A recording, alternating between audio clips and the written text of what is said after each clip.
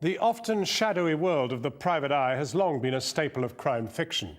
But the reality, uncovered in the News of the World phone hacking scandal, was still shocking enough.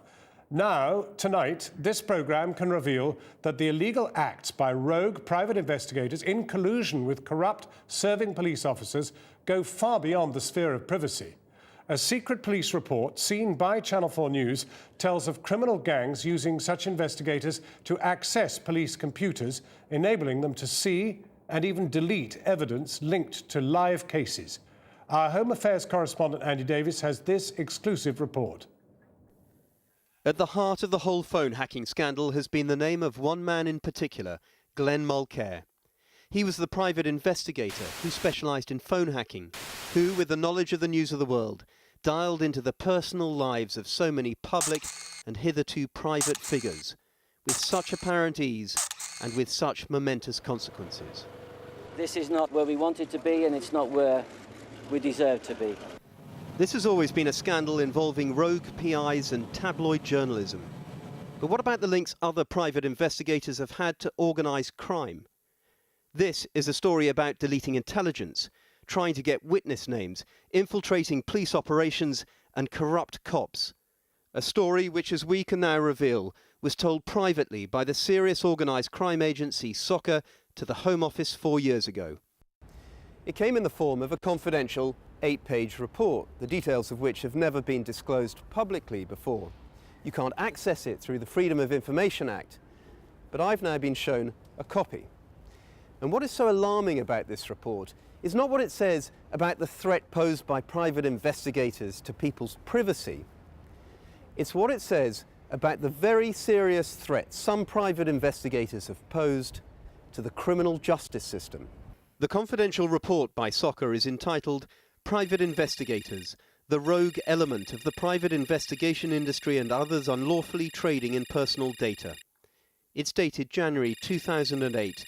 And it warns about unscrupulous members of the private investigation industry providing specialist services to serious organised criminals. SOCA analysed 5 law enforcement operations under what they called Project Riverside.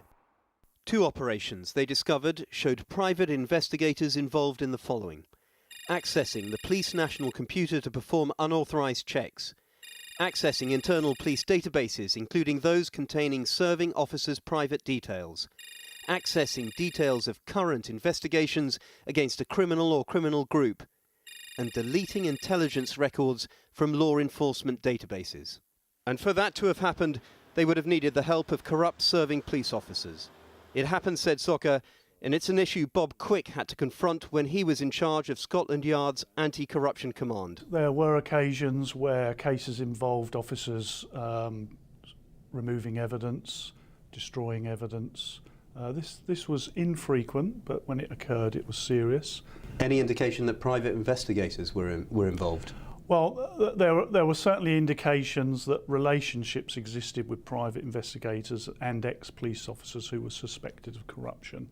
And these were networks that were quite extensive on occasions. It's hugely serious, isn't it? If you're having police operations compromised through these loose affiliations which aren't really regulated. Well, of course, corruption is serious when it involves public officials who are undertaking public duties. It's a very serious matter. Some industry representatives suggest that nearly half of all private investigators in the UK are former police officers. How big is the private investigation industry? No one knows. Estimates vary between 2 and 10,000 investigators. There are many legitimate private investigators who act within the law, whose services are in great demand. From insurance companies seeking information on claimants to suspicious spouses wanting their partners followed. But unlike the police and public authorities, they are not bound by the legislation which covers the use of covert investigation tactics. In 2008, as Channel 4 News can now reveal, SOCA was warning that private investigators had been providing organised crime groups with counter-surveillance techniques, attempting to discover the identity of CHISs, covert human intelligence sources or informants, even attempting to discover the location of witnesses under police protection to intimidate them. How many criminal investigations were compromised as a result? How many, if any, identities of informants and witnesses were uncovered by private investigators? The Home Office and SOCA declined to respond to these questions today. But the Home Office had this document about police corruption and private investigators 4 years ago, and it had a stark warning inside it.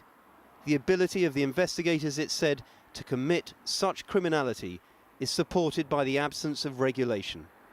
That absence of any form of regulation endures to this day.